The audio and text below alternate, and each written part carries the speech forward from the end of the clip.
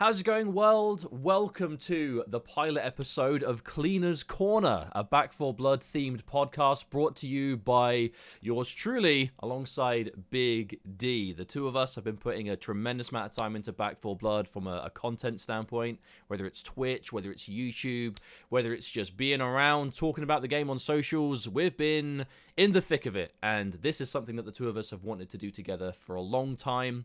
You know, I think the two of us, we have a big commentary background in esports for Mortal Kombat and NetherRealm Studios fighting games. We love competitive games. We love Back 4 Blood, so we thought, why not mix the two together? But I am joined by Big D, who will be my co-host for the day. How's it going, man? It's going well. You know what? You kind of disappointed me just a little bit because I was really expecting to hear the J-Man. I was going to say, we talked about this. I said I wouldn't do it, and I'm still not doing it, so screw that. I'll do it in a future episode. Upsetting. It's upsetting. Well, regardless, we have quite a fun show planned. As I said, this is the pilot episode. We're going to be talking about all things community, all things Back 4 Blood, and I will say, as this is our first episode, there may be a few technical issues that we might have to iron out for future episodes. So, you know, please be gentle. But we will, of course, be looking to improve these as we go with future episodes, future topics. You know, maybe bring on some guests, maybe have some, more kind of, figurehead members of the community of the game. But that's all for the future that we hope we can get to. But for now, we're going to keep it very basic and honestly talk about some real key things relevant to the game right now. And I think the real best way to start that off is, I mean, the game is just shy of being 2 months out, by I think maybe it's 5 days away from being out for exactly 2 months, thanks to the way early access was done. So generally speaking, how are we feeling about the game now it's been out for 2 months already? It doesn't even feel like it's been 2 months. It's, obviously, like you mentioned, we've been putting in a lot of hours in this game, whether it is on Twitch or whatever. But to still think about it being 2 months out is crazy. And just, even when we first started, whether it was the beta or just in, full 1.0 release back in October, and just how much we've learned about the game since then. And then, different decks and what we thought was super good back then is now kind of trash now. Glass cannon, but we'll get into that later. Oh, don't worry. We'll get into that. Make no mistake. No, I definitely agree with you. I think given the fact that... I think the reason it doesn't feel like it's been 2 months is mainly because of how much pre-access the community had to the game, right? The alpha was pretty chunky. The beta, if you had the early beta as well, was 2 weeks of time near enough. So it kind of feels like, and then between the beta and launch, there wasn't that much time. So it kind of feels like we've been playing it the whole time, even though we kind of haven't. But it feels like we did because of how much time there was in the beta. And for me, that's why it feels the way it does. But I'll be honest, no, I agree with pretty much everything you said. I think the development of the game has been very predictable in terms of, the game came out, ran through the campaign, really surprised to see how many missions there were, how many chapters there were of the campaign. That definitely caught me off guard. But just running through it, learning the game, unlocking all the cards, really trying to get as many cards as quickly as possible so you can really unlock the potential of the game, and knowing the cards were going to be such a big deal on the higher difficulties, right. Getting that done straight away and theorizing and, putting stuff together. I think that all developed as exactly as I was kind of expecting it to, in the sense that there were some cards that we saw early that were like, oh, these are going to be essential. Cannot be seen without them. And now those cards are nowhere to be seen. And on the flip side, some cards that we thought were trash ended up being quite good. But not even with just talking about the cards and the mechanics. I am really happy with the fact that we've beaten, just so that the viewers know, we've beaten Nightmare, we've beaten all the levels, we've got, a handful of SWAT skins each under our belt with, what you would say is traditional gameplay. Right. So we've played a lot of the game, we've streamed a lot of the game, and we're still streaming it. We're still playing it all the time, right. Every other day, because we're still just hooked on it. And that is the side of the game that I was hoping would happen, because that's what any 4-player co-op survival game needs. Think of any game in this genre that you've played, whether it's Left 4 Dead, whether it's Vermintide, even something, horde mode based like Killing Floor. These games, it's not about constantly experiencing new content, like fresh content. It's about liking what's there so much that you can replay the same levels, the same scenarios over and over and over again, because you just enjoy them, because you just find them fun. The funny thing that you mentioned about that is that actually for me it feels like the reason why I like this game so much, it feels like a new playthrough. It feels like new content in a way every time you play it because of the card system, not just the decks that you make, but the corruption cards. Every time you play the game, there's a new corruption card that's going to completely change the way that you're going to have to approach that entire chapter, which I think is what's been having me hooked on this game. And at the beginning, I didn't really think it was going to be like having that much replayability and that much replay value until you really got down to it, especially in Nightmare, where there's twice as much. I'm over exaggerating, but there's so many more corruption cards that are active, let alone a few ones that are only there in Nightmare. Which thank God Chart is getting fixed because I'm about And to I'm lose my blighted. Don't mind. you go forgetting about blighted. Dude, Oh my okay, god. I'm just gonna say this, okay? I don't think Blighted needed to change to, how explodes when you kill it, it explodes and I deals damage. disagree No, completely. listen, hear me out.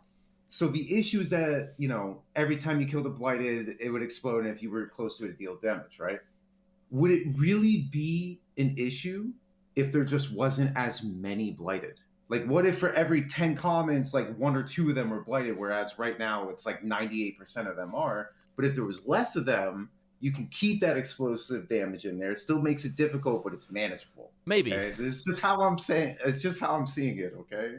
Well, I definitely agree with you in terms of corruption cards being a big part of like what's keeping it feeling fresh. Because ever since they announced the game mechanics and we heard about the deck system and the cards and all the stuff that would involve, they would say from the beginning, they being Turtlerock Studios, that it's almost like a roguelike element to the game. They're almost like adding that roguelike mechanic to a 4-player co-op survival game, or just a co-op survival game in general.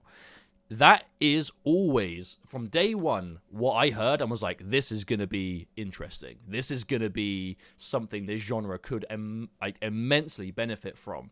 And the main reason I was a believer in it was, if any of our viewers played Vermintide 2, that is a game that I put hundreds of hours into as well. Like, I played that game to death, and I still go back to it every now and then because they're still updating it. They're still giving it new stuff.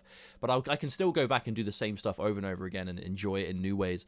But they introduced a mode, and I won't go too in depth on this, but they introduced a new mode called Chaos Wastes, which was basically a roguelike mode in the game where you start in, you've got basic stuff. As you go through these like randomly kind of, there's almost like templates or seeds that can exist. You go through these like generated levels and you get random buffs, random upgrades and stuff like that. And it means that every run is unlikely to be exactly the same.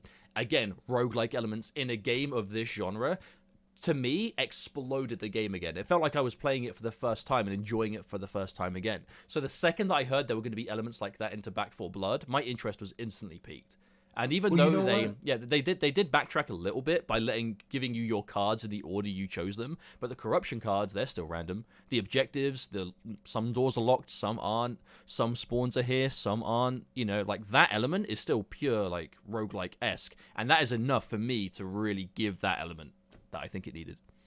And you know what? It's funny because I never really played this genre like to this extent. I was a huge fan of the Left 4 Dead series, whether it was one or two. I was just a big fan of it, but I never really sunk my teeth into this genre until Back 4 Blood like came out, and I just put in an insane amount of hours into it. And it's almost like I've come to realize that if a game in this genre doesn't have replayability to this extent, I just don't think it's going to last. And I think that's why Back 4 Blood did this perfectly, is because the corruption card system literally just makes everything completely brand new. Like every time you play it, to the point where other people could ask for certain mechanics down the road. Like, there was a big hot topic earlier on my stream. They wanted to know if I think that crafting belongs in the game. Like, it would be cool, but like, I think the way how the game is now, you can literally get your money's worth from the campaign alone. You and I haven't even touched Swarm yet. I And we have almost I five have times. still to this day not loaded up a single match of Swarm. I haven't even got the achievement for playing one Swarm game. Like I just have never done it, and I've still had like 350 hours at least in it, I think, right now. I'm up to. I think I'm at or close to 500 hours at this point, and I think I've played maybe like 3 games of Swarm. But because I'm so into the campaign and like switching up my decks or going for my personal challenge runs or something like that, like there's so much to it outside of Swarm. Like the meat and potatoes definitely is with the campaign for sure. Like we all know that. But the Swarm is really cool. There's too much other stuff to do. And that's kind of the point that I'm trying to make is that, yeah, so I've never played Vermintide. I never played Aliens Fire Team. I think that's what it's called, right? Yeah, for Fire Team Elite. Fire Team Elite, that's what it was. Never played any of those games. It was really just Left 4 Dead and then straight into Back 4 Blood. And then it created this new love because of the replayability. Like, I've just never seen that with any other game. Sometimes it just takes that, like, even if it's a genre that's been around for a long time, like, you know, Left 4 Dead kind of really pioneered the co-op survival genre. But it doesn't necessarily need to be the game that got you hooked on it. You know, you might have played it and enjoyed it, but, you know, for me, it was Vermintide. For yourself, it's Back 4 Blood. You know, for others, it could be, you know, Rainbow Six Extraction. For others, it could be Darktide. You know what I mean? Like, it's never too late to get into it. But I do think Back 4 Blood is a great starting point. But on that note of getting into it and, you know, enjoying what it is you want about it, you know, to touch on that point of, you know, Swarm is a whole other side of the game, and probably even the community that we've not even seen a shred of, because we've just not been interested in it. But it's not to say that we don't like Swarm. It's just that it's not what got us into the game. You know, never say never. I'm sure we'll dabble in it and give it a go. I've heard it has some issues with, you know, rage quitting, and obviously the item duplications kind of ruin it at the moment. But don't worry, we'll touch on that later on. Yeah. But I think as long as what you got into the game for works for you, that's what you want. But I know there's obviously a whole other argument to be made about Swarm and whether it's the campaign versus equivalent. That's probably not a topic we'll touch on today. That's definitely something that I think we could do in a future episode if it's what people want to hear. But I think for now, while we are talking about what's fresh and what's new and the fact that there's always new stuff to enjoy, roadmap. It's not brand new news by any means, but it's not something that we've talked about together, and it's also not something that every game gets. So for those of you watching that aren't aware of what we're talking about, let me swap to this swanky new panel that we've got. Here we go. This is the roadmap for basically the year, the next year of content to expect from this game, what Turtle Rock are going to be trying to output for Back 4 Blood over the next few months, and then through to the rest of 2022. As you can see, it gets a little bit vague past December.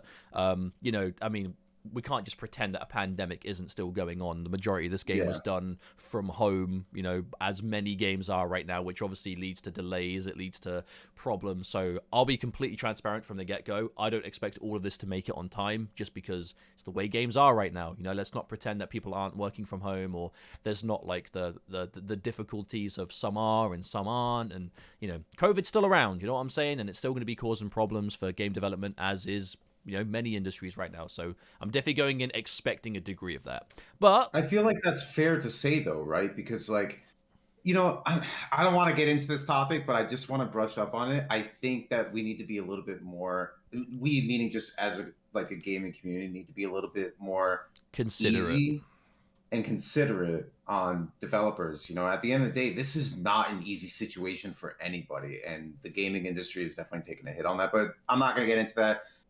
Basically, just let them do their thing. Trust the process. If things are delayed, everything's going to be fine. Now, on that note, though, we've already had the November portion of this graphic. So, D, why don't you run us through what to expect in what we've already had in November and what we'll be expecting in December? So the cool thing is that I mean, you and I have been around gaming forever, and with a bunch of different titles and everything. I think Turtle Rock has some of the best ideas in terms of, like, you know, staying in touch with the community and kind of just being very transparent on what they want.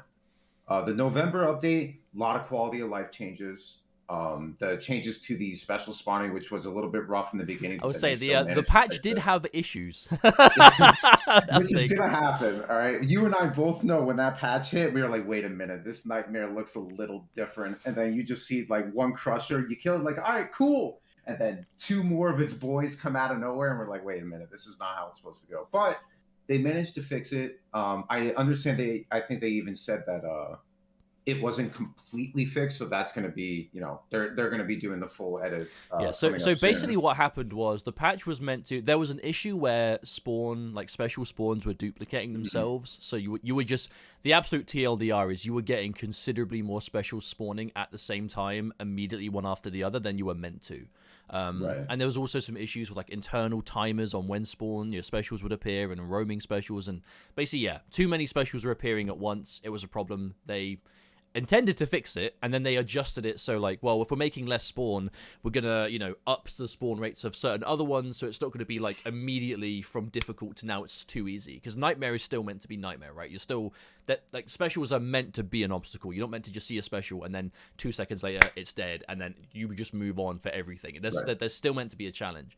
The issue was the extra, the enhanced rate of special spawns independently was done on the assumption that they'd fix the duplicating specials, but they didn't fix the duplicating specials. So we ended up with the extra specials and the duplicating specials still doing their thing, so it was just like a barrage of special ridden non-stop, or mutation, sorry.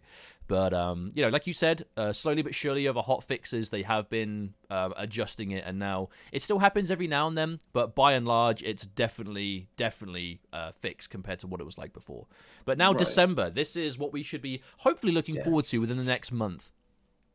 I mean, that's what I'm hoping for. Again, it's kind of like a loose, I guess, schedule. If it says December, but it's like the end of December, I still wouldn't really be I would surprised given assume the later on. end of December, but Yeah. we could be surprised for all we know. But the I mean, December, it depends.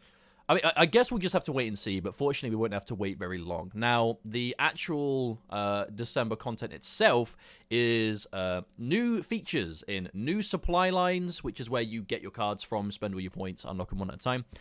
Ridden practice area. So, I don't know if that means practice area for, like, for cleaner players to try out cards and stuff, or if it's a practice area to use Ridden for Swarm, like practice with Ridden for Swarm. I actually didn't really think about that. I kind of thought it was a place where you could test out your deck and like maybe like load in a special, or hell, even like a boss. You want to see if your explosive deck is as optimal as you can make it when you make a breaker spawn and you just go at it. Or if you want to practice juking crushers, you spawn a crusher in a room and you can try and get around it. But I didn't really think about the swarm aspect of it, being able to actually test it out, because that was a huge issue for me, because I've played a couple Swarm matches before, and I actually do really like it. I honestly really enjoy it. But one of the issues I was having is that every time I would load in as a special that I haven't played You're before, kind of thrown in the there, deep end, right? yeah, and then I'm trying to figure out how to do all these different abilities, because the description of it, for me at least, it was not as clear cut. So I'm like sitting there like with the hawker, and I'm like, all right, this is how I shoot my projectile, and then apparently it wasn't, and then I was just jumping all over the place, and like I would just like a little bit of like a crash course maybe before going in the swarm. Honestly, but reading the wording of this, it kind of that's what it sounds like they're doing. Like legit is the Ridden practice area. But I guess we'll see. I would like there to be like a cleaner practice mode where again you can test out cards and the actual specifics. But the way this is worded makes it sound like it's for the purpose of using Ridden maybe in Swarm, Which I'm cool with either way. I think that's a yeah. good idea. Holiday seasonal event. I love it when Yes. games do this. I love it Yes. when games do like. I hope this is really goofy and gimmicky and silly. Because like, let's be real, the game is pretty dark. It's pretty heavy. Like Yeah. especially compared to like when I think of like, the comparison is always going to be Left 4 Dead. Let's be real. Of course, that's natural. You think of Left 4 Dead, and Left 4 Dead again is quite a dark setting in the sense that it's like it is the apocalypse. It is a zombie apocalypse through and through. Everyone that everyone knows is dead. Their friends and family are missing, but a lot of the characters are still quite lighthearted about it. You can think of like a funny line of Ellis dialogue. You can think of Coach lines where he's just being really wholesome or whatever's going on, and they just bounce off each other that way. Whereas the dialogue in Back 4 Blood is a lot darker. I think the characters are a lot more prone to being like realistic with the situation. Like, yeah, this is no joking matter because of what's going on. But I want it to completely 180 for the seasonal holiday event. I hope it's like you've got Ridden dressed as like the Santa Claus at the mall. I hope you've got like you know, people with like reindeer noses running around. Like that's what I want. And I hope it's fun. I hope it's something that is like replayable and enjoyable, because it's fair to assume it's going to be lasting for because like, they call it a seasonal event. If they release that, like when I think seasonal event, I think like Christmas, I think winter. Right. And if they release that after Christmas, it probably won't have the same kind of like, you know, oomph. So I almost wonder if that's to be expected before, like almost mid-December.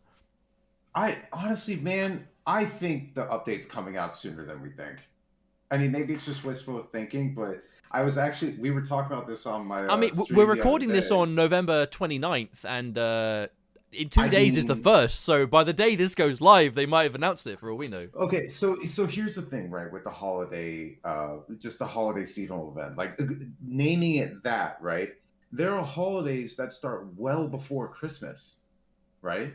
So if you want the holiday seasonal event to be full of, in time for every holiday, it should realistically come out earlier in December rather than later, right? That's just what makes sense. But we were talking about on my stream, well, what if, the ogre, for example, throw on a goddamn Santa hat.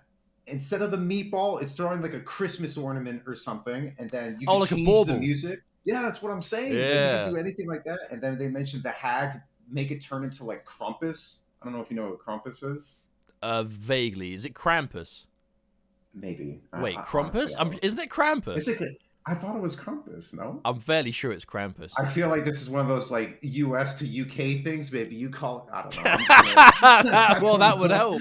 know. Oh, But dear. the point is that they could do so many cool things with that. Or if like you said, like a reindeer nose, or like the red nose on like commons and stuff like that. Or Well, even in Left 4 Dead, like if you went on the carnival level, there was almost like you had your special infected, obviously. You had your common infected. But there were, like, special commons that were, like, they would spawn one every 100 zombies. But there was, like, a clown in a clown costume with a I red remember nose. that. And if you punched it in the face, it would squeak and honk. And when that noise was made, it would, like, draw every common in the area to you straight away. It would, like, pull them all forward. So I think they could definitely do some cool gameplay stuff with that. But speaking of gameplay stuff, solo offline campaign progression. Now, I think this is, I'll be completely honest with you, I am astounded that this was not in the game on day one. I think It should have been. It should have been. And we're not going to sit here and pretend that it shouldn't have. Yeah, I'm not going to sit here and be like, well, because obviously, yes, there are delays, there are a million things that could have gone wrong. However, I would consider this like absolutely as core as it comes to like this kind of game. Because yes, the game is designed for multiplayer, but let's be real, we're not in a situation that we can always get a squad of 4. I mean, how many times have you seen in YouTube comments or Twitch chat saying, hey, looking for a squad because I've got no one to play it with, and they don't know about the Discord, and, that maybe they don't use all the social media, so they're, and they're sure as hell not going to find a decent squad in quick play most of the time, because, like, I feel like every 1 in 10 quick play attempts, I'll find a squad that's, like, A, half decent at the game, and B, not just, like, super toxic the second something goes wrong. So obviously that's not a really healthy environment to find a squad. So having solo playability, like I've got friends that haven't played the game yet because it doesn't have this. And they know they're like, well, I'm going to play it with friends when I can, but I'm going to be playing it solo most of the time. And if the game doesn't really facilitate solo properly, then I can't get it right now. So I'm really happy that they're doing this.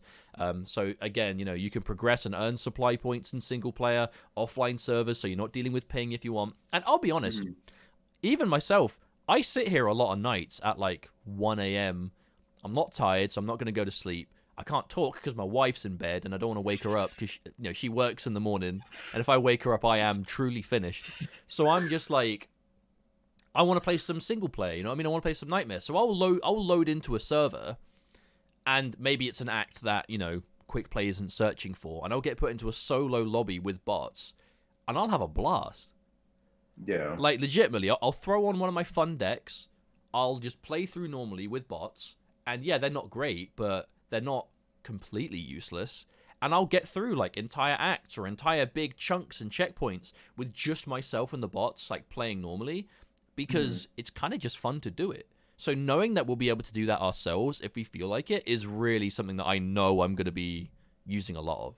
Like, solo Nightmare play, solo Nightmare runs and stuff like that.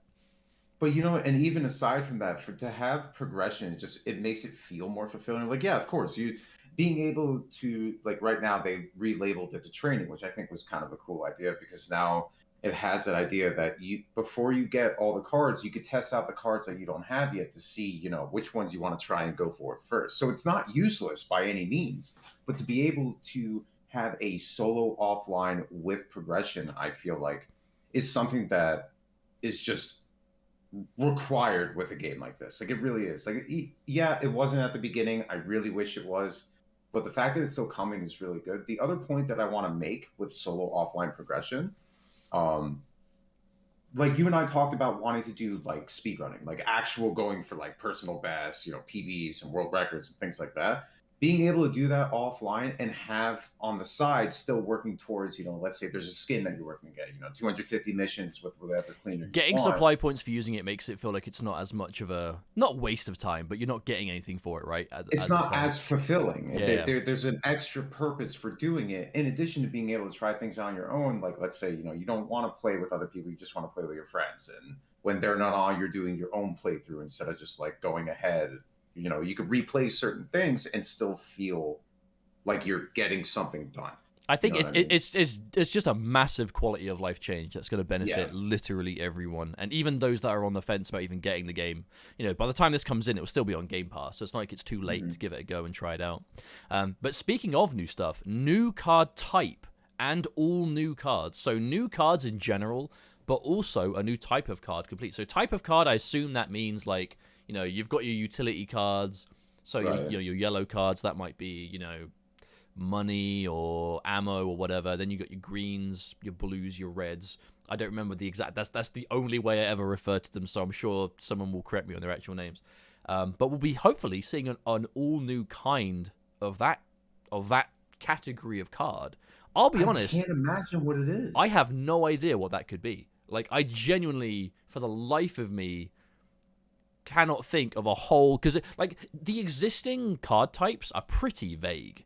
Like blue isn't just movement speed and stamina. Red isn't just damage and guns, and green isn't just melee and health. Like there's kind of a bit of everything in every type.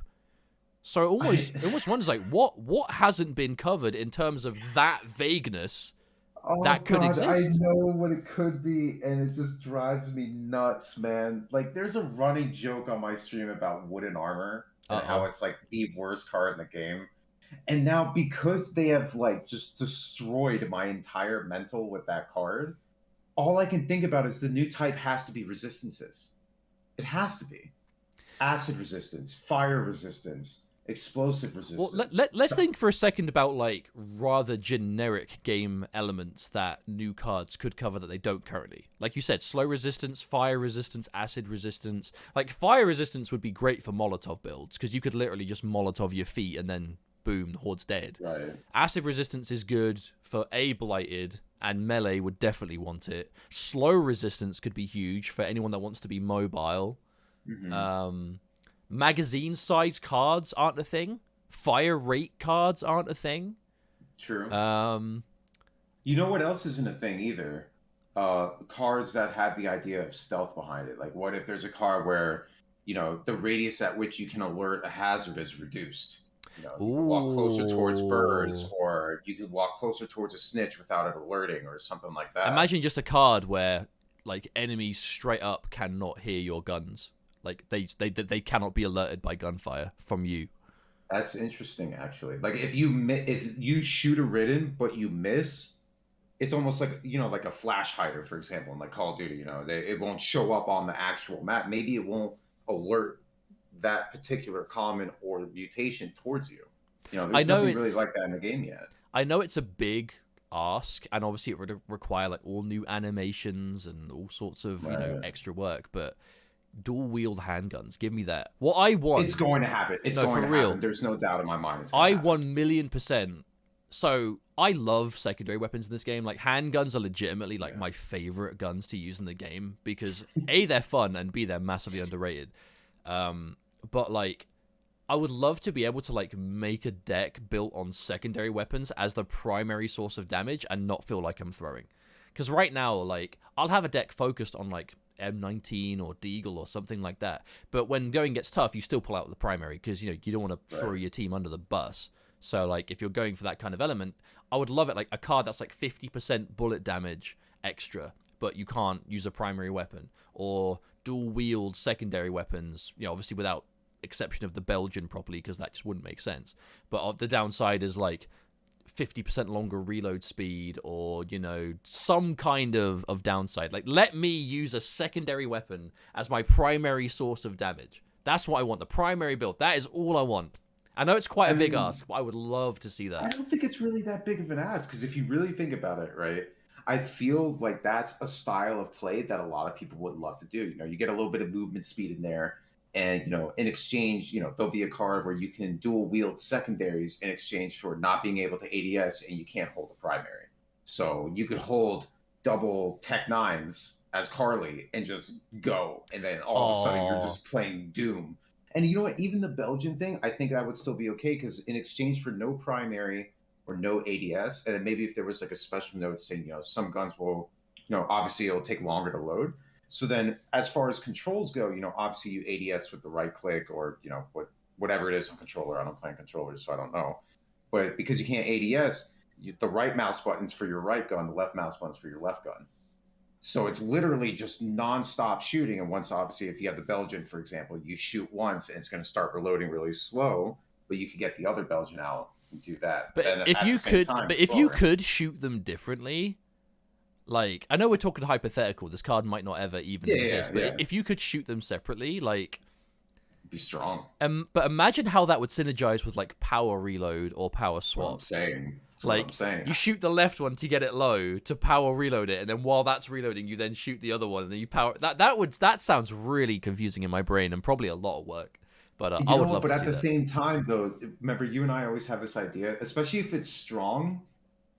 A lot of times it's fun. The strong ways to play are a lot of fun. And I think even though that might seem strong, that would be something that the game needs crazy. Like this kind of game, we're talking about the card replay value. We're talking about like, how the longevity, and it is exactly that. Like especially in the PvE aspect of the game, it's funner to do crazy strong stuff than it is to make this really homogenous plain, like putting a deck together and it's like, okay, I'll get a little bit of movement speed, I'll get a little bit of gun damage, I'll get a little bit of grenade damage, I guess I'll make my healing resistance a bit higher. Like no one's doing that.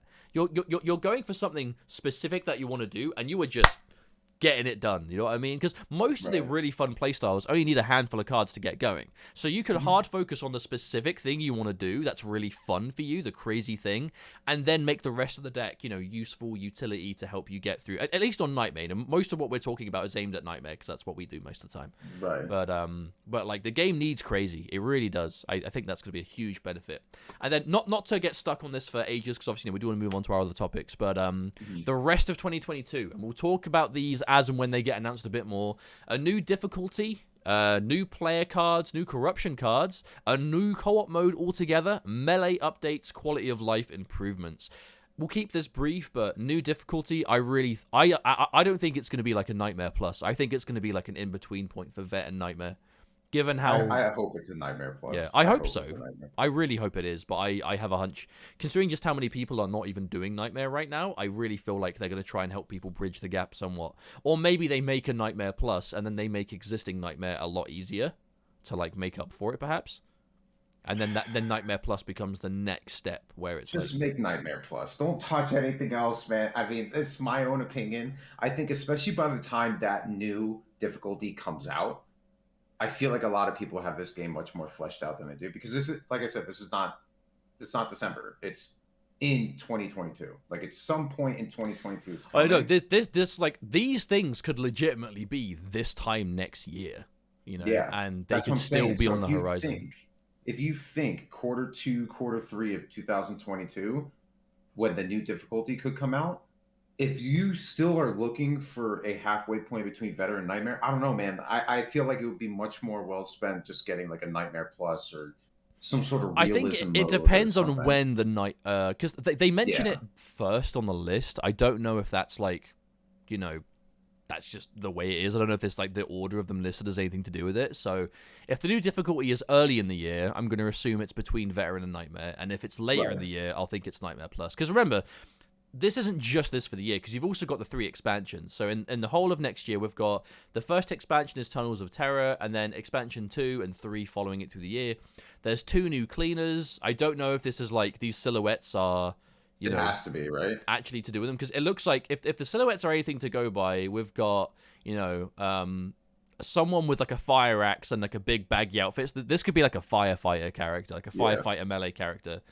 New cleaners, new ridden, new activity type, weapons cards, new skins, and then this guy looking a bit like almost like a trapper from Evolve. You know, he's got like the hunter hat going on, like, you know, pouches, almost looking like a bit of a gunslinger archetype, near enough.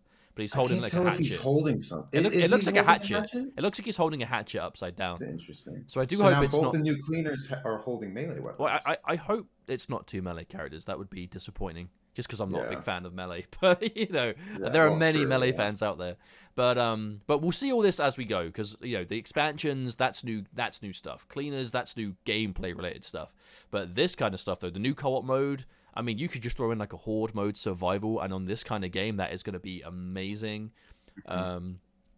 New corruption cards. I want to see. I'm not really too sure, because as they're doing like new ridden, new corruption cards could exist. New weapons, new cards. Like as they increase player, you know, gameplay versatility, that's where the corruption cards could come in. So for all we know, these corruption cards will be based on mechanics we don't even know are coming to the game yet. No. So which it opens up so many possibilities, which again is why I'm saying this game is doing so many things right. And like, I'm not chilling. Like, it's not a perfect game by any means, but full transparency too. You know, neither of us are, you know, have been approached for those like Back 4 Blood partner. You know, we are. This is our stuff. Own opinions. No amount of like hashtag ads sort of deal. Like, no transaction has been made. No. But the point is that the game is still super good. It's super good, and then all these things and. To have like I mentioned earlier, the transparency that we know roughly what we're going to be getting ourselves into, you know, as things go forward. You know, Tunnels of Terror expansion 1, they already named it. You know, all 3 of those expansions coming out next year with the new cleaners, all this other stuff. The campaign progression, the Trello board, like we mentioned earlier, is just like they're showing everything that they're working on, and then they're open to feedback on what else they should be bringing. And it's also quite difficult for devs to be able to do that, you know? Yeah. Especially, you know, with a publisher like Warner Brothers, like the two of us, we've known people and worked with people at Warner Brothers for a long time, because our background is in Mortal Kombat, another game published by Warner Brothers for the last decade. So we've been working and have known people at Warner for a while, and, you know, Warner Brothers are infamously tight-lipped when it comes to, like, you know, specifics and exact feedback. So the fact that Turtle Rock are able to be this transparent and, you know, keep us up to date as much as they are, I was not expecting it, but I definitely appreciate it. So very cool to see that. I think it's probably about time that we move on to our next topic. Yeah, definitely. Right, so let's have a look. So our next discussion point that we wanted to talk about is one of... this is definitely a thing that could get a bit more opinionated. So, you know, please don't take this as gospel, but one of the most talked about points in the game right now, movement speed. I'm not saying speed running. This will come under it for sure, but not speed running. Movement speed as a game mechanic, and basically some of the discussions that have been going on around it. So what we mean by that is I feel like movement speed is almost like, you know, a dirty word in the community right now, in the minds of a lot of people, because let's really look at how the game is being played right now by, you know, some players and quick play players. Is you have your legitimate speedrunners, you know, players like Hazeblade and, you know, the other players that are really like pioneering legitimate speedruns where they're timing themselves and they're going for personal bests and world records. Emphasis on the word professional. Yeah, but actually doing it properly, right? Like they're actually doing it as a speed run. They're timing themselves. They're going for leaderboard spots on like speedrun.com. They're competing against other players that are going for similar times. I don't know how much competition there is for Nightmare, but I'm going to assume that there's at least a handful of people doing the game as a whole.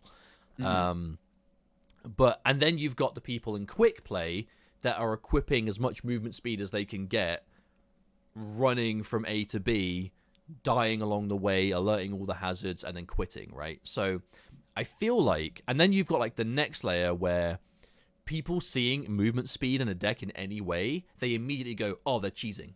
You know what I mean? Like, they immediately write it off as, oh, they've equipped movement speed? Nah, they're just running through Nightmare. When, like, I feel like movement speed as a whole is maybe the most misunderstood aspect of the game that I really wish we could see, like, a general, like attitude adjustment from a lot of the community in how it can be used. Because yeah, so go ahead. I know I'm just talking at end, but just quickly. No, go for it. Movement speed is not automatically your speed running. That is just straight up the fact of the matter. I think, honestly, it does have a bad stigma, and I think that is largely due to what's been happening in quick play recently. And I honestly, I'm even trying to work on not even calling them speedrunners. I just call them rushers, because speedrunners are calculated. You know, they go through massive amounts of everything, as far as like trying things out over and over and mapping out the quickest way to do something, because they want to work towards a personal best or a world record or something like that. There's no amount of like methodical plan for the people that I've seen in quick play that are just trying to run around. Like, it's straight up just rushing. And the biggest issue with that, I think, and I'm going to get into this in a second more, but the biggest issue is that they're running through, right? They're alerting everything because they don't care, because they're going to run past everything, which not only are they leaving you behind, now those hazards are spawning things around you, and then they still are going forward, and then they die. So now all the stuff that was near them is going to come towards you. So then they leave, but there's no penalty for it. And then your lobby is ruined. Because like, you've basically just been left with them mess, is the way I see it. Now, and here is one of the things, I have to go back a little bit. You know, we were talking about, you know, the new co-op mode that's scheduled in 2022 that we don't know anything about.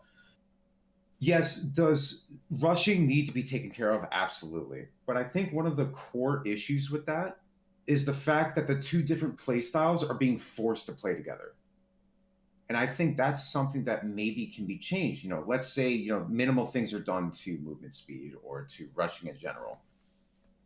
What if there was a mode where it revolved around how fast you could get through a chapter, and then there were different, you know, objectives in it? You know, let's say, you know, there's a timer. The moment you open the safe room door, you have like 2.5 minutes to get as far into the chapter as you can. And then after that timer is up, you're going to start taking health gradually.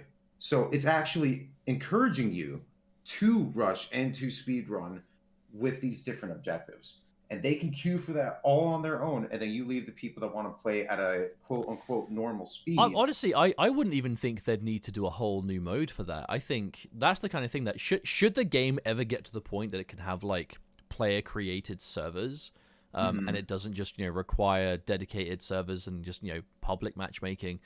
If you got to the point that you could just make your own room and have like a title, like write a title for it, or, you know, a line, you could just make a room and have the room be called, you know, speed running only or no speedrunners. And that one thing immediately, it doesn't instantly fix the problem, because some players will just queue into random no matter what and do what they want, because ultimately, you know, there's always someone out there that just doesn't care about the experience of other players. But if you at least give the people that do care the ability to deliberately queue into those lobbies, like, I want to speedrun, so I'm going to look for a lobby that it says speedrunning only, you know, speedrunners welcome. And then maybe I specifically don't want people to just join my lobby and just run to the end because they'll just die, or, you know, it's just not something I want to deal with. Let me name the room a certain way, so at least there's that extra layer of prevention to stop people from just doing that. But for me, the problem goes even deeper, where, so we were watching the dev stream a few weeks ago from Turtle Rock, and they were mentioning how, you know, they did touch on speed running, or speed decks they were calling them, because it was, again, for full transparency, speed running isn't the problem. It's the decks that allow certain things, and the people that do it in quick play badly that really kind of put a stain on the whole thing. But And they mentioned that speed decks, they do want people to be able to move very fast, but for maneuvering purposes, right? To be able to zip in and out of crowds, and maybe you like take all the aggro and you kind of keep enemies on the move following you. Maybe that could be another card, right? Maybe another card is enemies are more likely to attack you and less people around you, which would go hand in hand with that kind of style. Right. But they did say specifically that they weren't intending on people to just ignore every enemy and just run from point A to B. I'll be completely honest, you're never going to stop people from doing that. Like, no. as long as the game is an objective of go here to there, people will find a way of doing it quickly. I think it is a losing battle to try and stop it from being done in a fun way, because ultimately, it is a fun way to play for a lot of the community, and taking it completely away is going to piss a lot of people off. And if you do it in a way that hurts overall movement speed, other decks will suffer. And what I mean by that is movement speed as a utility. We've been firm believers for a while that Run Like Hell and Mad Dash are two cards that you should have in 99% of your decks. Required. It is literally a requirement, but you don't need to go over that. And that's where kind of like that line starts to have to be drawn. And the reason for that is simply being able to move fast as a base. It's just next level useful. There is no level in the game that it isn't beneficial to be able to at least move a little bit faster. But I really feel like too many people, because even on stream, I will do stuff that I would consider like common sense, and people will see it and be like, "Oh, you're just cheesing." I see. Like Act 3, Area 1, you get to the cornfield. The game wants you to buy a toolkit to turn on the combine harvester, wait for it to clear a path through, and then you have to follow it through. But when you follow it through, there are still commons that will spawn after the combine's made it through. They're still going to whack you. Specials aren't going to slow down. All of the snitches get brought straight to the front, and they will start following you until they die, or you alert them, or whatever it is. Or, with simply Run Like Hell, you get up to the cornfield, and you run to the end of it. Like, 1 bar of stamina used, you get from A to B. You're not speedrunning the whole level. You're just making a really annoying bit considerably more consistent by just getting through. And anything that alerts you on that you alert on the way, obviously, you got to watch out you don't jump in birds or snitches, but you can ping to make sure your way is clear. You can throw a pipe bomb if you want and get through. But fundamentally, you're just running from A to B for a specific segment to make that segment, which, I mean, how many people just wipe there because of a special or snitch gets alerted or something like that, and you get through it, and that's it. Or like Act 3, Area 2. You get up to the burning tree segment where, things start setting on fire. A timed horde gets turned on. All you've got to do is go up the hill to the motel to turn off the timed horde. So, you can sit there and deal with the timed horde slowly and deal with like 2 or 3 of them because of how long it takes you to get up there. Or the second the timed horde gets appeared, you just run to the motel, turn off the timed horde, and then come back. But people will see that and go, "Oh, cheesing." It's cheesing. It's like, hello? I have to explain it so many times. And that's the element that even movement speed in those situations is being frowned upon. And I do not get it. It's because, again, it's the stigma of it, because they assume that anyone who's running any sort of use or movement speed, or hell, even use speed, I accidentally said, but honestly, that's true too. People consider that crazy. Dude, if people complain about use speed, there is no hope. There is no hope. Remember, our plan was we have someone with a ton of use speed towards the end of their deck to make the howitzer nice and fast, right? Cheesing. I'm like, it's literally using the deck system correctly, because you can create a deck at any point and use it throughout checkpoints. That's but I can't help but feel like there are people out there that refuse to put any movement cards in their deck whatsoever. They're getting stuck on bits for like days or weeks at a time.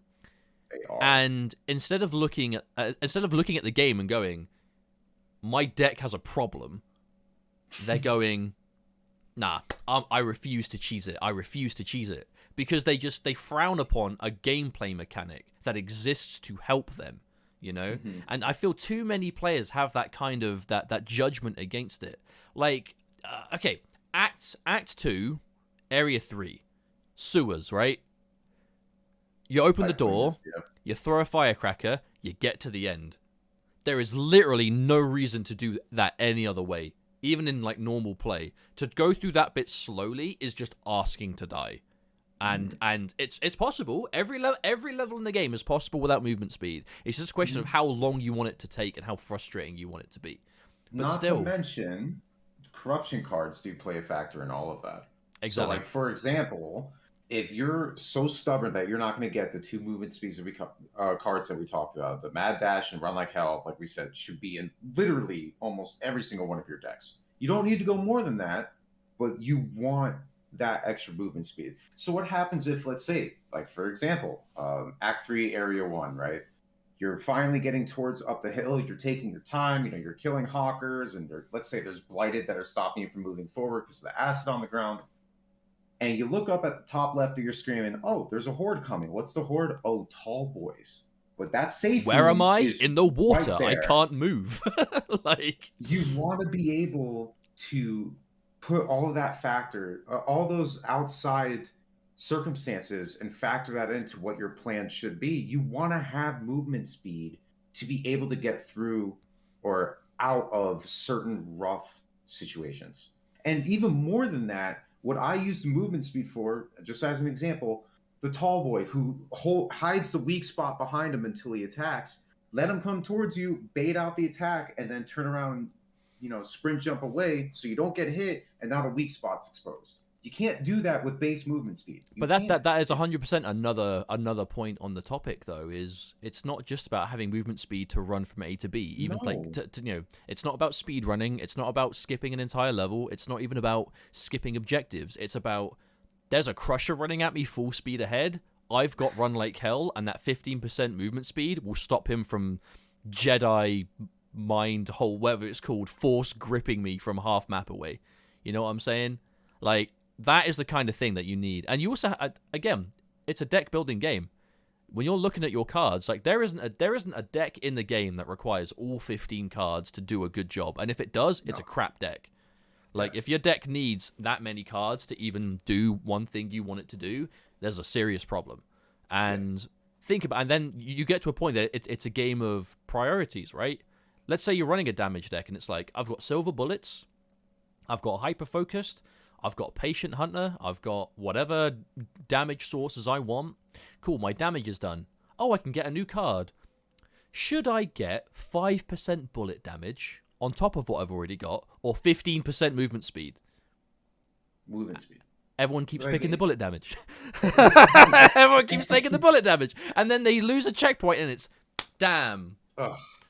Not going to do teasing it this time. though. I refuse. Oh, but it's not how that goes, man. And we talked about that before too, about how if you're just going straight in one direction of a build, right? You're just everything your deck is about damage. That's a serious problem. Especially if you're playing Nightmare. Maybe you could get away with it doing in like Recruit or Veteran or whatever, but like for our purposes, we're talking about Nightmare because that's what we normally play, right?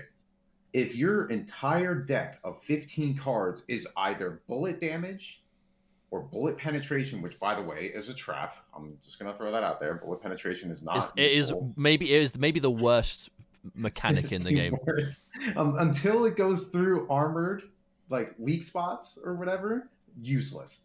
But the point that I'm trying to make is that you want to have some versatility in your deck. And that's why we say Run Like Hell and Mad Dash as your only 2 movement speed cards. After that, you're good. Like you don't have to stack movement speed to make it worth it. You get those 2 and you can do everything we just talked about. I've been saying this since day one. It's literally the Yu-Gi-Oh analogy. Anyone remember literally episode 1 of season 1 of Yu-Gi-Oh, where Yugi's dumbass friend has made a deck, and he's like, "Hey, check it out, Yugi! I've got a great deck going on." He's like, "Joey, this is nothing but monster cards. You will never get anywhere with this." He's like, "No, but I've got the best monsters around." It's like, and then he basically explains to the viewer why you can't just whack a deck full of power when you need utility. It's the same talking point. It's literally the same topic exactly. And Yeah, I think movement speed is a utility not to be ignored, and I wish people would stop frowning on it, because I'm telling you, it's not about cheesing the game. It's not about just skipping things. It is about using your brain and playing the game as it is presented to you, not the way you want it to be. And There's as soon as you only do that, a it'll be a lot better off. few. There's only a few ways you could like actually cheese or exploit the game. That's either with skips, which I hope get removed, which should get removed, Oh man, that's a and whole then other talking point. and Yeah, then duping. I Both think of those need to go. I think maybe we should get into that, to be honest, because that is Yeah, definitely, I as do we, want to talk about that. yeah, that is definitely, obviously, we're coming up to an hour now, but this is something that we need to talk about for sure. Yeah, Um, and we don't so have to go into a deep dive, but it's definitely something that needs to be there discussed. is not much depth to go into, honestly. No. The two of us are very on the same page with this, to be honest. But right now, as it is in the game, there are a tremendous amount of skips, exploits, tricks that are possible. That they are certainly not all the same level of egregious and ruinous to the game and basically cheesy as hell. But some Yeah. of them really are. And it is for the benefit of the game for those tricks to be removed as soon as possible. And by that we mean grenade duplication, gotta go. That has got to go ASAP, because that completely trivializes the game's biggest challenge, and it Hell, it it just ruins invalidates it. swarm. It invalidates swarm. What happens when you have you're going up against a team of cleaners and all of them have grenades and they're all duping? What the hell are you gonna do? Like, it needs to be gone on so many different fronts. That exploit needs to go. And on the Trello board, it's coming in that December update. So I'm super excited to see them get rid of that. But then the skips we talked about, I forgot the name of the mission, but basically you have to hold out after hitting the button, so then the trailer gets tilted forward and you can go through. It's the one after Bad Seas where you throw the minigun down, jump over the wall, Yeah, you go could just jump behind. over it. You don't even need the turret. If you have enough movement speed, you could jump off of an army truck and it gets over that invisible wall and you just keep going. I'm But like, that has to go. that's the real discussion to be had here, though, is where is the line drawn when it comes to using glitches or exploits to the benefit of the player in a way that doesn't completely ruin the game? Because think about it, we've got the most extreme examples like that, where it's like skipping entire levels or skipping the hardest bit of certain levels. Like the level is designed around a certain area that you just skip Right. completely in a way that is not intended. Or you duplicate grenades to trivialize the difficulty for the entire party and just walk through completely unscathed because you're like generating unlimited health with fire in the hole and all the throwable upgrades. And then you've got the tricks like sprint jumping, which when for those of you that the bunny hop, where you basically sprint, you let go of sprint just before you jump, and then you do a sprinting jump without using the stamina for it, which is it feels good to do, you know what I mean? But it's technically it's a glitch, I assume, because it trivializes taking stamina cards, stamina regen, but that's a glitch that everyone does. Doesn't really make bits easier. I mean, obviously it makes stamina more efficient, but it's not like you're using infinite stamina. There's no way of using it to get unlimited sprint. You're still going to run out eventually, and you're still going to have to wait for it to come back. And then there's like the drop reload. That's technically an exploit, I guess, because when you drop it empty and you pick it up full, you skip the reload. Basically, it is at its core a fast reload, but it still is not, I assume, meant to be in. And but it still costs ammo. You still put yourself at risk. You still have to like bash to keep yourself safe. But it is still technically an exploit. Like, where is the line drawn? Do you think? For me, I'll actually ask you first. I'll ask you first because I keep talking. No, the line being drawn, I think, is really just at stuff that legitimately just makes the game disgustingly easier to do. Like, it's skipping an entire horde event by jumping over an invisible wall is without a doubt something that needs to go. Period. And the duping thing needs to go, because not only can you dupe, what's it called? Not only can you dupe offensive accessories, you could dupe some form of medical accessories. You can do it with pain pills. I'm like, why? What's the point? Like, why go through it? That's the stuff that needs to be taken care of. The drop reload stuff, yeah, it's good for certain guns, i.e., like the LMGs, pretty much removes the need to have reload speed in your deck, where LMGs, obviously their biggest weakness is the amount of time it takes to reload a clip. So if you take that out, you can focus your deck on other things, which, yeah, I get it.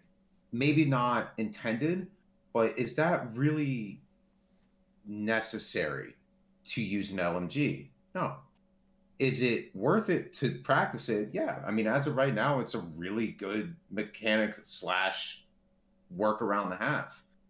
But then you go beyond that into saying, where should we draw the line? It has to be at the game breaking stuff, the duping that literally just makes the game just a joke. Like I literally was in a quick play lobby the other day, and there were two of them. I'm assuming they were partied together. They ran bomb squad and movement speed. That's all they did. And all they were doing was throwing nonstop pipe bombs. And then when there was nothing around, they would just keep going. I'm like, that stuff needs to be removed. If it trivializes the game, that's where I would think it's like 100%. It's got to be changed. And like, the bunny hop thing that you were mentioning before too, we mentioned Mad Dash is one of the basically required cards, which at its con, I think it's what, like negative 20% stamina efficiency or something like that. Yeah, it's sprint efficiency. It's sprint efficiency is worse. Yeah. So even though you're doing the bunny hopping thing, which by the way is very easy to mess up, if you're like a frame or two off, you're going to take all that extra stamina. So it's not by any means just this like easy thing to do. It's easy to master. You have to practice it, but you could still screw it up. That's not, and ultimately it's still costing stamina, and you still have the delay between stamina regenning, and that's where I think it is a bit different. Like something that makes something easier, but still fundamentally, you know, has a downside, has a cost to it, is fine. Whereas like a lot of the item or the level skip, the downside is you need a toolkit because you need to open a minigun or whatever it is, and that's no real downside because the idea is you use the minigun for that bit anyway, that segment anyway, and then obviously item duping has no downside. It's just super cheesy and really exploity and needs to go. When it negates like so many aspects of the game, that's what needs to be taken care of. And that really it's just those two that fall into that category. It's the duping and the just skipping of entire events in like half the chapter as a whole, where you could get it done in 2 minutes. Shouldn't be there, period. Everything else, I think, some of it may be making things a little bit more user-friendly, especially on Nightmare, but like it's stuff that you have to be good at. Otherwise, it doesn't even do you any good. Like if you're doing the drop reload thing and you're terrible at looking down and seeing where your gun is and picking it up in time, you're losing time on reloading. Like there's a drawback to it if you're not even decent at it. I will never forget how when I first made my video about the drop reload trick, like the #1 comment on that video for a long time was someone basically being really sarcastic along the lines of, yeah, drop your gun in the middle of a fight. I see that turning out well. And now, mere weeks later, I have pretty much the exact same people going into my stream and being like, this is cheating. You should be ashamed of yourself. This is way too easy. And I'm just like, well, I did tell you. I did tell you it was this good, but no one believed me. I hate how accurate that is too. That it pains me to hear because I can almost see those YouTube comments in my head. I really can. Like I seen how everyone's like, oh, imagine wanting to drop your gun in the middle of a horde and having it evolve from that into, oh, way to break the game. You see, like, the problem is the people saying that, they don't pick the gun up. That's the problem. They drop it and they're just like, I saw a YouTube video, and they just drop it on the floor, and it's just like, well, this sucks. Gun? Where's my gun? That's it. They don't pick it up again. I remember one time when we were talking about it, I was like, hey, I dropped my gun and it reloaded for me. You're like, wait, what? And we started looking at it like, dude, this is really good. And then I remember trying to like do it in quick play.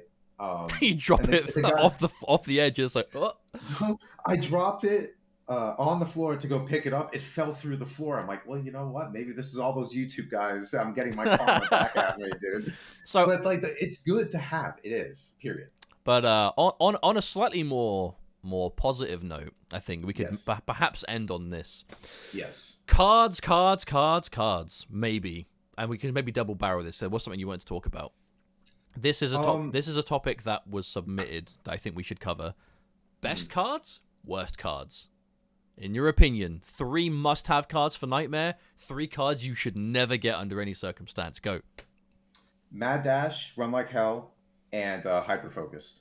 3 cards. You want, I don't care if you're a healer or not, you want those 3 cards. The hyper focus still going to do a little bit of damage because you don't want to be completely useless whenever a special comes around. And you don't want to be moving like a turtle either. So, but that's it. 3 best cards, and then 3 worst cards. Wooden armor. I will not hear a single fucking word about it. Good old wooden armor. Wooden armor, glass cannon, and shit. That's not a card. No, it's definitely not a card. You know what? I'm gonna go with damn, what the hell was that melee card? Mean Drunk. Yes, don't need it. Don't need it. Not to say it's bad, but you don't need it. Period. I would actually, word for word, agree with everything you just said. Although instead of maybe specifically being Mean Drunk, any card that disables Sprint on Nightmare.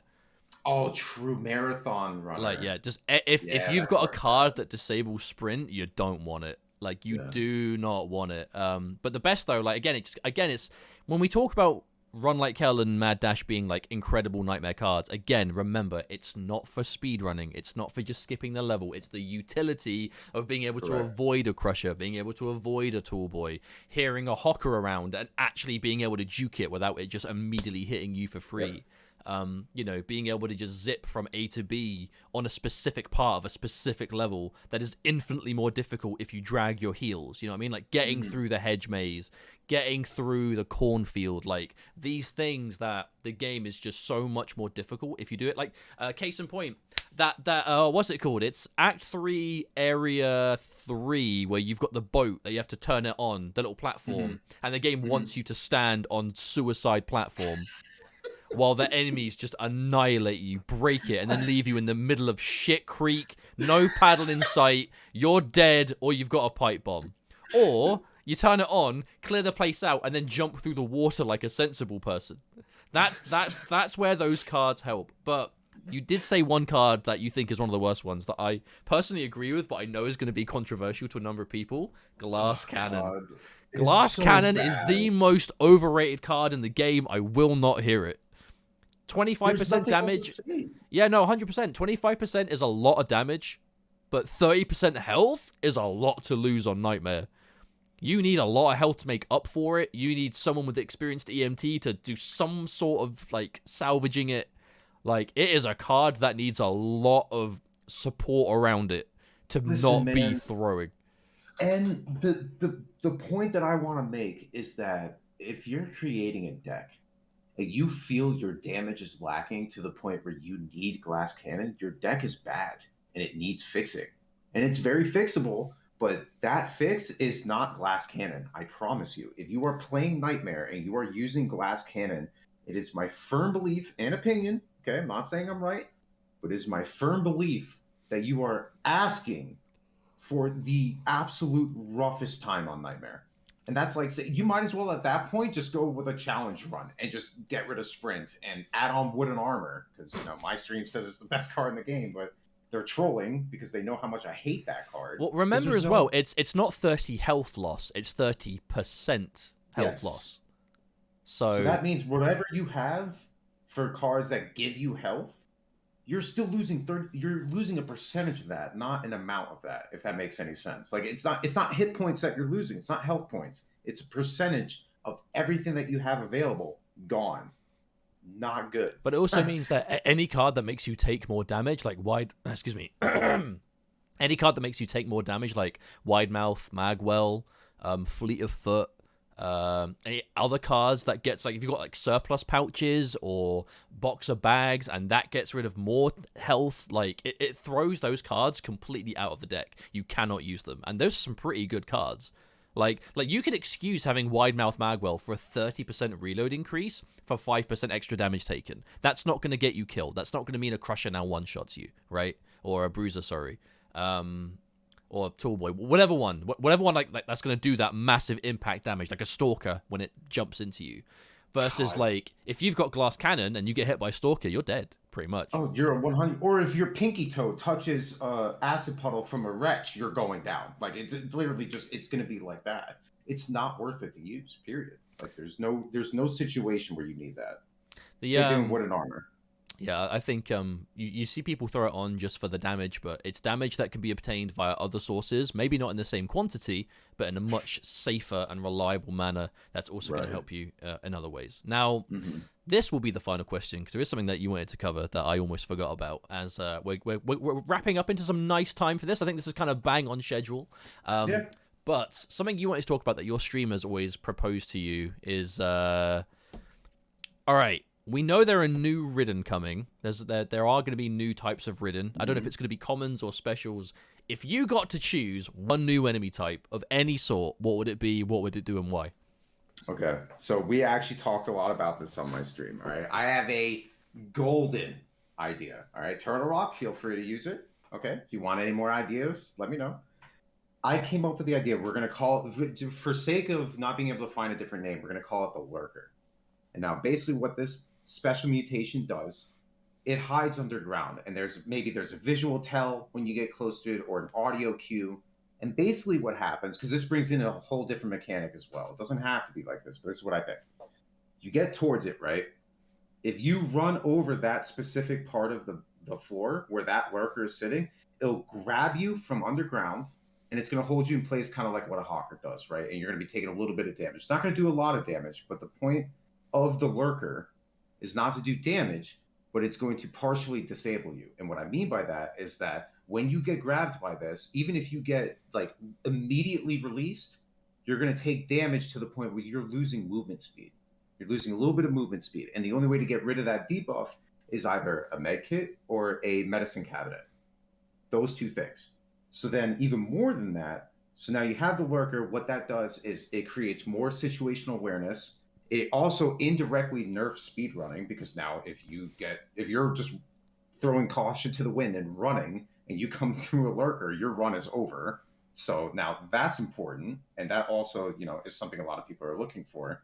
But more importantly, now you even have corruption cards like the sleepers, for example. There's a corruption card called Slumber Party, where there's way more sleepers. Corruption card for lurkers, Minesweeper. Done. You have literally lurkers everywhere, and the corruption card is Minesweeper. It's done. Like, I listen. I am spoon feeding you ideas. I'm telling you, it is a cool idea, and what that does is it creates a new form of damage. Because now, if your body can take separate parts of damage, like let's say a tall boy hits you, right? And it does damage to your arms. Now your accuracy is a little bit reduced till you get healed. Like, you could do so many different things with this game, in addition to all the other things that you could potentially add. So that's what I'm going. I'm saying the lurker, you can call it Minesweeper or landmines or whatever. But that was something we've always been talking about, and my stream got super hype over that, because I'm telling you, I actually see there should be a timeline where that becomes. Imagine getting one. Like, imagine like planting the bombs at the end of the boat finale on Act 1. You get over the bridge, you're just waiting for the 20 seconds to count down, and one of those just appears under the minigun. That would be great. The amount of trolling that the game can do to you is what makes it even more fun, in my opinion. I would. Now, I'm sure there's going to be ways around it, but the basic idea is there. That would actually sound like something that's it would like shake up the game. You'd have to have a lot of notice that it's there, because the main problem that would have is like that would be the enemy of like any hunkering down strat, right? If you're sitting in a room or you're trying to hold an angle, and then all of a sudden, boom, something just appears underneath you. As long as you can hear it coming, and you know, right, we have to move from this point, that could work. Because that would also be a way of indirectly nerfing the diner strat, right? When you just sit in the corner with wire. Because if those can just appear under you while you're holding out, Well, that you're would still going to make be it. able to kill them. Like, the counterplay to it would be, if you see the visual tell, like, you'll be able to see it ahead of time. Yeah. You crouch towards it, and it'll like come out of the ground a little bit because it thinks it hears something. And Like you shoot. Monty Mole from Super Mario Bros. Kind of like that. Or hell, here's an idea. It will help make bullet penetration actually useful. Just shoot the ground, even when it's not near it. Boom. You kill the lurker, you move on. It's not this thing that, like, oh, there's no way to kill it. You either get grabbed or go around it. It's not going to be like another snitch idea. There's going to be counterplay. What I think I would like to see, and I don't know if this would be very fun to play against, but if we're talking like just, you know, filling purposes that haven't been filled yet, I would like to see a new boss type, but like a boss that's like the smallest boss, but it's almost like you ever played Metal Gear Solid 3? I have not. No. Oh, okay. I'm trying to think of a better kind of comparison. But basically, it's called like the sniper or the ranger or something like that. So it's like it's a boss enemy, but it's like it basically pursues you throughout the entire level.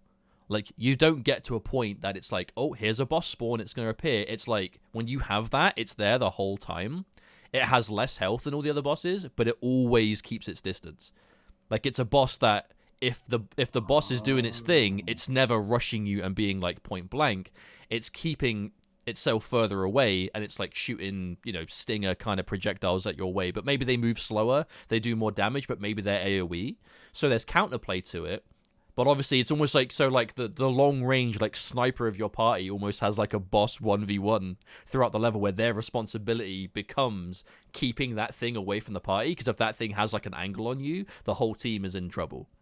But that would obviously mean that it can only appear on certain levels because it wouldn't be able to appear in like the motel in Act 1. But yeah, it changes honestly, the boss dynamic. As a sniper main, that sounds awesome. I do like the idea of that. Well, because then it literally creates another use for having a sniper, whereas I feel like sniping is one of those things where a lot of people are kind of like on the fence about, but I love it, so I would love to see something like that. Legitimately, surprisingly, since making more of a versatile, like diverse weapon usage power swap deck, sniper rifles are actually some of the best power swap weapons in the game.